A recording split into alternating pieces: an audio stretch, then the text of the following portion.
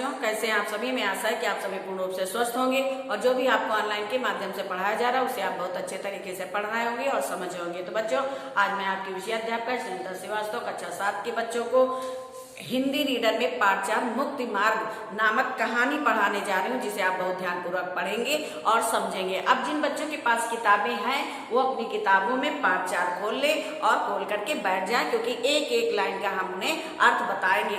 एक एक लाइन पढ़ने से कहानी तो हम आपको पूरी समझा सकते हैं, सुना सकते हैं, पूरी कहानी का सारांश हम आपको बता देंगे, लेकिन आपको अगर कोई प्रश्न उत्तर या कुछ भी ढूंढना है तो आप ढूंढ नहीं पाएंगे। इसलिए हम आपको एक एक लाइन का अर्थ समझाएंगे। और जिन बच्चों के पास किताबें नहीं हैं वो जल्दी से जल्दी प्रयास करें किताबों को मंगाने का। तो आइए हम पढ़ाते हैं मुक्ति मार्ग। ठीक, पाठ का नाम है मुक्ति मार्ग। सिपाही को अपनी लाल पगड़ी पर, सुंदरी को अपने गहनों पर और वैद्य को अपने सामने बैठे हुए रोगी पर जो घमंड होता है वही किसान को अपने खेतों को लहलहाते हुए देखकर होता है। झींगुर जब अपनी ऊख की खेती को देखता तो उस पर नशा सा छा जाता था। 3 बीघे में ऊख थी। बच्चों बहुत ध्यान से पढ़ना, क्योंकि इसी में उत्तर है आपके। 3 बीघे में ऊख थी, उसके 600 रुपए तो खुशी खुशी मिल ही जाएंगे, और जो कहीं भगवान ने कृपा कर दी तो बस कहना ही क्या। एक झींगुर नाम का व्यक्ति होता है। इसमें 3 पात्र हैं, एक झींगुर है और एक बुद्धू है और एक हरिहर है। ठीक है, तो ये 3 पात्र हैं इस कहानी के। अब इन तीनों पात्रों ने क्या क्या किया इस कहानी में आप ध्यान से पढ़ेंगे और समझेंगे। तो झींगुर नाम का एक व्यक्ति है जो बहुत धनवान है और उसके पास 3 बीघे खेती है, जिसमें वो ऊख या ईख, जिसको गन्ना बोलते हो, वो बोता है। अब वो अपने मन में सोचता है कि 3 बीघे में ऊख है और इसके 600 रुपए तो खुशी खुशी मिल जाएंगी, और कहीं अगर भगवान ने कृपा कर दी तो बस कहना ही क्या है। दोनों बैल बुढ़े हो गए, अब नए बैल मेले से ले आएंगे। अब झींगुर सोचता है कि खेतों को जोतने के लिए जो 2 बैल हैं वो बूढ़े हो चुके हैं, अब नया बैल हम मेले से ले आएंगे। कहीं 2 बीघे खेत और मिल जाए तो लिखवा लेगा, रुपए की क्या चिंता बनी है। अभी से उनकी खुशामद करने लगे थे। गांव में ऐसा कोई न था जिससे उसने लड़ाई न की हो। वो अपने आगे किसी को कुछ समझता ही नहीं था। झींगुर का स्वभाव बहुत खराब था। उसके पास धन तो था, लेकिन वो बहुत घमंडी प्रवृत्ति का था। तो उससे कोई भी ऐसा गांव में कोई व्यक्ति नहीं था जिससे उसकी लड़ाई ना हुई हो। तो ये जो लड़ाकू प्रवृत्ति का व्यक्ति था और ये अपने आप को ही सब कुछ समझता था, दूसरे को कुछ समझता नहीं था। एक दिन संध्या के समय वो अपने बेटे को गोद में लिए मटर की फलियां तोड़ रहा था। इतने में उसे भेड़ों का एक झुंड अपनी तरफ आता दिखाई दिया। वो अपने मन में कहने लगा, इधर से भेड़ों के निकलने का रास्ता ना था क्या? खेत की मेड़ पर से भेड़ों का झुंड नहीं जा सकता था? मालूम होता है बुद्धू गड़दिया है, बच्चों को घमंड हो गया है, तभी तो खेतों के बीच से भेड़े लिए चला जाता है। उसी समय जब वो अपने बेटे को गोद में लेकर मटर के खेत में खड़ा हुआ था तो वो देखता है कि बुद्धू अपने भेड़ों को लेकर के चला आ रहा है। अब वो सोचता है कि क्या ये भेड़ों को मेड़ से निकालेगा, खेत के बीच से तो निकलना नहीं है। बुद्धू नम्र इतने में ही भेड़ खेत के पास आ गई। झींगुर ने ललकार कर कहा, अरे ये भेड़े कहाँ लिए आते हो? जब तक वो सोच रहा था उतनी देर में भेड़े उसके पास खेत में आ जाती हैं और वो बहुत ललकार कर कहता है कि इन भेड़ों को कहाँ लिए चला आ रहा है। बुद्धू नम्र भाव से बोला, माँ तो मेड़ पर से निकल जाएंगी, घूम कर जाऊंगा तो कोस भर का चक्कर करना पड़ेगा। बुद्धू बड़ी नम्रता से झींगुर से कहता है कि हमारी भेड़ें जो है मेड़ के ऊपर से निकल जाएंगी, अगर हम सीधे ले गए तो 1 कोस का चक्कर हमें लगाना पड़ेगा। झींगुर ने कहा, तो तुम्हारा चक्कर बचाने के लिए मैं क्या अपने खेत को कुचलवा दूं? बच्चों, भेड़ जिस खेत से जाएंगी खेत तो कुचल ही जाएगा। तो झींगुर कहता है कि तुम्हारी भेड़ों के लिए मैं क्या अपना खेत कुचलवा दूं? बुद्धू बोला, माँ तो आज निकल जाने दो, फिर कभी इधर से नहीं आऊंगा। भेड़ों ने हरी हरी पत्तियां देखी तो अधीर हो गई, खेत में घुस पड़ी। बुद्धू ने उन्हें डंडे से मार मार कर खेत के किनारे से हटाता बुद्धू उन्हें डंडे मार मार कर खेत से हटाता था। वे इधर उधर निकलकर खेत में जा घुसती थी। झींगुर ने लड़के को गोद से उतार दिया और अपना डंडा संभाल कर भेड़ों पर पिल पड़ा। धोबी भी इतनी निर्दयता से अपने गधे को नहीं पीटता होगा। किसी भेड़ की टांग टूटी, किसी की कमर टूटी, सबने बे बे का शोर मचाना शुरू कर दिया। बुद्धू चुपचाप खड़ा तमाशा देखता रहा। घायल भेड़ों की ओर देखते हुए कहा, झींगुर तुमने ये अच्छा नहीं किया, पछताओगे। अब बच्चों झींगुर ने अपना डंडा उठाया और भेड़ों को इतना मारा, किसी का पैर टूट गया, किसी का कुछ हो गया। इस प्रकार बच्चे जो है भेड़े घायल हो गए। जब अपनी घायल भेड़ों को बुद्धू देखता है तो झींगुर से कहता है कि तुमने ये अच्छा नहीं किया, बाद में तुम पछताओगे। अगहन का महीना था, कोहरा पड़ रहा था, चारों ओर अंधकार छाया हुआ था। झींगुर गांव से बाहर निकला ही था कि सहसा अपने ऊख के खेत की ओर अग्नि ज्वाला देखकर चौंक पड़ा। छाती धड़कने लगी। खेत में आग लगी हुई थी। बेतहासा दौड़ा। जब वो खेत के करीब पहुंचा तो आग प्रचंड रूप धारण कर चुकी थी। झींगुर ने हाय हाय मचाना शुरू कर दिया। गांव के लोग दौड़ पड़े और खेतों से अरहर के पौधे उखाड़कर आग को पीटने लगे। वे किसी तरह आग को बुझाने में कामयाब हुए, लेकिन गांव भर की ऊख जलकर भस्म हो गई और ऊख के साथ अभिलाषाएं भी भस्म हो गई। इस प्रकार बच्चों एक दिन की बात है कि झींगुर जब निकला तो उसने देखा कि उसके खेत में आग लगी हुई है और आग से सारी ईख उसकी और जो गांव वालों की एक ईख थी वो सारी जलकर भस्म हो गई। आग किसने लगाई, ये खुला हुआ भेद था, पर किसी को कहने का साहस ना था, सबूत नहीं था, प्रमाणहीन तर्क का मूल ही क्या। झींगुर का घर से निकलना मुश्किल हो गया। जिधर जाता ताने सुनने पड़ते, तुम्ही ने हमारा सर्वनाश किया है, तुम्ही घमंड के मारे धरती पर पैर न रखते थे, आप गए, अपने साथ सारे गांव को डुबो दिया। बुद्धू को न छेड़ते तो आज ये दिन क्यों देखना पड़ता। अब बच्चों झींगुर के साथ सारे गांव की फसल जल गई, इसलिए झींगुर घर से निकल नहीं पाता था। वो निकलता था तो सारे गांव के लोग कहते थे कि तुम बहुत घमंडी थे, घमंड के मारे तुम पैर धरती पर नहीं रखते थे, इसलिए तुम्हारे साथ सारे गांव का सर्वनाश हो गया है। जिस दिन इस घातक कला का बीजारोपण हुआ उसी दिन से बुद्धू ने इधर आना छोड़ दिया था। झींगुर ने उससे धीरे धीरे मेल बढ़ाना शुरू किया। वह बुद्धू को दिखाना चाहता था कि तुम्हारे ऊपर मुझे बिल्कुल संदेह नहीं है। एक दिन कंबल लेने के बहाने, फिर दूध लेने के बहाने बुद्धू उसका खूब आदर सत्कार करता।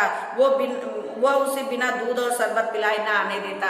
झींगुर बच्चों जान रहा था कि बुद्धू ने ही उसके खेत में आग लगाई है, लेकिन वो जाहिर नहीं करना चाहता था कि हम जानते हैं कि बुद्धू ने आग लगाई है। वो बुद्धू से मेल व्यवहार बनाए रखना चाहता था। वो प्रतिदिन बुद्धू के घर जाता था और बुद्धू भी उसे बिना दूध पिलाए वापस नहीं करता था।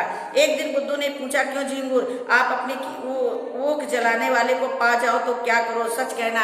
एक दिन बुद्धू ने झींगुर से पूछा कि यदि तुम अपने खेत जलाने वाले को पा जाओ तो क्या करोगे। झींगुर ने गंभीर भाव से कहा, मैं उससे कहूंगा, भैया तुमने जो किया बहुत अच्छा किया, मेरा घमंड तोड़ दिया, मुझे आदमी बना दिया। बुद्धू ने कहा, मैं जो तुम्हारी जगह होता तो बिना उसका घर जलाए ना मानता। अब बुद्धू उसको पानी पर चढ़ाता है और कहता है कि तुम्हारी जगह मैं होता तो मैं जो है मैं उसका घर जलाए बिना न रहता। झींगुर बोला, 4 दिन की जिंदगी से बैर विरोध बढ़ाने से क्या फायदा, मैं तो बर्बाद हुआ ही, अब उसे बर्बाद करके क्या पाऊंगा। अब झींगुर जो है अपने मन में कपट रखता है, ठीक है। वो बुद्धू को जाहिर नहीं करता कि वो उससे नाराज है। वो कहता है कि 4 दिन की जिंदगी है, किसी से बैर भाव बढ़ाना नहीं चाहिए, लेकिन मन में बुद्धू के प्रति उसके कपट है। बुद्धू बोल पड़ा, पर भाई क्रोध के बस में होकर बुद्धि उल्टी हो जाती है। बुद्धू कहता है कि जब व्यक्ति के ऊपर क्रोध आता है, उसके ऊपर क्रोध सवार होता है तो उसकी बुद्धि उल्टी हो जाती है। वो अपनी भलाई और बुराई के बारे में नहीं सोच पाता है। फागुन का महीना था। किसान ऊख बोने के लिए खेत को तैयार कर रहे थे। बुद्धू का बाजार गर्म था। भेड़ों की लूट मची हुई थी। 2-4 आदमी नित्य घर पर खड़े खुशामदे किया करते थे। बुद्धू पर धन की वर्षा होने लगी। उसने अपना नया घर बनवा लिया और इसी प्रकार उसकी धाक जमने लगी। बच्चों फागुन का महीना था। फागुन के महीने में गन्ना बोया जाता है, यानी ईख बोई जाती है। और बुद्धू का बाजार गर्म था का मतलब कि बुद्धू के पास भेड़ें थी और वो भेड़ों की वजह से बहुत धनवान होता चला जा रहा था। अब इस प्रकार बुद्धू ने भेड़ों की वजह से भेड़ों को बेच कर, या भेड़ों को बच्चों खेत में भेड़ें बैठा ली जाती हैं तो उसका भी भेड़ वाले को पैसा मिलता है। तो इस प्रकार पैसा बुद्धू के पास बहुत हो गया। उसने नया मकान बनवा लिया और अब वो अपने पूरे गांव में उसकी धाक जम गई थी। इधर झींगुर दिन भर मजदूरी करता तो कहीं आधा पेट अन्न मिलता। बुद्धू के घर कंचन बरस रहा था, झींगुर जलता तो क्या बुरा करता था। ये अन्याय किससे सहा जाता है। अब बच्चों, पहले झींगुर अमीर आदमी था, धनी आदमी था, लेकिन उसकी जब गन्ने के खेत में आग लग गई तो वो एक निर्धन व्यक्ति बन गया और वो मजदूरी करने लगा। इधर बुद्धू जो था उसके पास भेड़ें बहुत थी और लोग भेड़ों के लिए लाइन लगाए रहते थे उसके पास, तो उससे उसको पैसा मिलता था। इस प्रकार वो धनी आदमी बन गया। एक दिन वो टहलता हुआ दूसरे टोले की तरफ चला, हरिहर को पुकारा। टोले का मुखिया हरिहर बड़ा दुष्ट आदमी था, सब किसान उससे थर-थर कांपते थे। झींगुर को देखकर हरिहर ने पूछा, कहो तुम्हारी आजकल कैसी निकती है। उसी गांव में एक हरिहर नाम का बहुत दुष्ट व्यक्ति था, वो गांव का मुखिया था। वो जो है सबको परेशान करता था।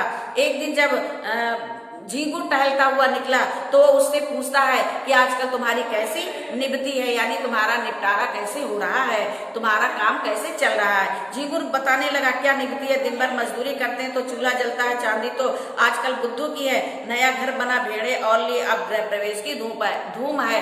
अब वो हरिहर से कहता है कि मेरी क्या कटती है, इस समय तो बुद्धू धनवान व्यक्ति हो गया है, वो जो है उसने नया घर बनवा लिया है, इस समय गृह प्रवेश की तैयारी कर रहा है।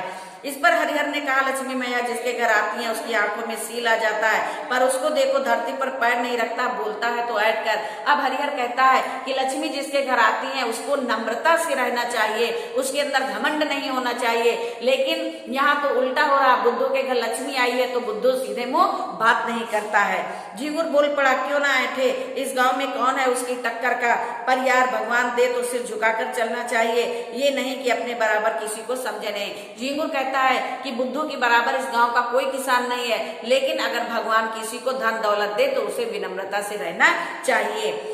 हरिहर ने कहा, कहो तो कुछ इलाज कहूं। अब हरिहर बहुत कपटी इंसान था और झींगुर भी था, तो वो कहता है कहो तो बुद्धू के लिए कुछ इलाज करें, यानी बुद्धू का घमंड कुछ दूर करने के लिए उपाय किया जाए। झींगुर बोला, क्या करोगे। झींगुर और हरिहर ने सलाह की, षड्यंत्र रचने की विधि सोची, उसका स्वरूप, समय और क्रम ठीक किया गया। फिर दूसरे दिन झींगुर काम पर जाने लगा तो पहले बुद्धू के घर पहुंचा। बुद्धू ने पूछा, क्यों आज नहीं गए क्या। अब दूसरे दिन षड्यंत्र के हिसाब से झींगुर बुद्धू के घर जाता है तो बुद्धू पूछता है कि क्या आज काम पर नहीं गए। झींगुर बोला, जा तो रहा हूँ, तुमसे यही कहने आया था कि मेरी बछिया को अपने भेड़ों के साथ क्यों ना चरा दिया करो, ना घास ना चारा क्या खिलाए। बुद्धू कहने लगा, भैया जब चाहो पहुंचा दो। ये कहकर बुद्धू अपने गृहोत्सव का सामान उसे दिखाने लगा। झींगुर बुद्धू के पास जाता है और कहता है, ना मेरे पास चारा है ना घास है, मेरे पास एक बछिया है, उसको आप अपनी भेड़ों के साथ चरा लिया करिए। तो बुद्धू कहता है, ठीक है, बछिया को हमारे घर छोड़ जाओ। और ये कहकर वो अपने जो गृह उत्सव यानी कि गृह प्रवेश का जो सामान लाया था वो उसे दिखाने लगा। झींगुर मजदूरी करके लौटा तो सबसे पहले काम जो उसका था उसने अपनी बछिया को बुद्धू के घर पहुंचाना था। यानी जब झींगुर काम से लौटा तो सबसे पहले उसका काम था कि बछिया को बुद्धू के घर में पहुंचाना। उसी रात को बुद्धू के यहाँ सत्यनारायण की कथा थी, ब्रह्मभोज किया गया, सारी रात ब्राह्मणों का स्वागत किया गया। भेड़ों के झुंड में जाने का उसे अवकाश भी नहीं मिला। प्रातः काल भोजन करके यानी रात भर ब्राह्मणों का स्वागत करने में और सभी रिश्तेदार और नातेदारों का स्वागत करने में बीत गया। जब उसे रात भर का भोजन सुबह प्राप्त हुआ, जब वो सुबह भोजन प्राप्त करके उठा तो एक आदमी ने आकर खबर दी कि बुद्धू तुम यहाँ बैठे हो, उधर भेड़ों में बछिया मरी पड़ी हुई है। भले आदमी उसकी पगहिया भी नहीं खोली थी। एक आदमी आता है और बुद्धू से कहता है कि भले आदमी तुमने बछिया को बांधा लेकिन उसकी पगही को जो है खोला नहीं। तो बच्चों, आज हमने आपको पाठ पढ़ाया मुक्ति मार्ग पाठ 4। अब इसका ये भाग हम यहीं पे समाप्त करेंगे। इसका आधा भाग जो बचा हुआ है और इसका अभ्यास कार्य जो है उसको हम आपको दूसरे टर्न में पढ़ाएंगे। तो बच्चों, ये मुक्ति मार्ग का आधा पाठ यहीं पे समाप्त होता है। धन्यवाद।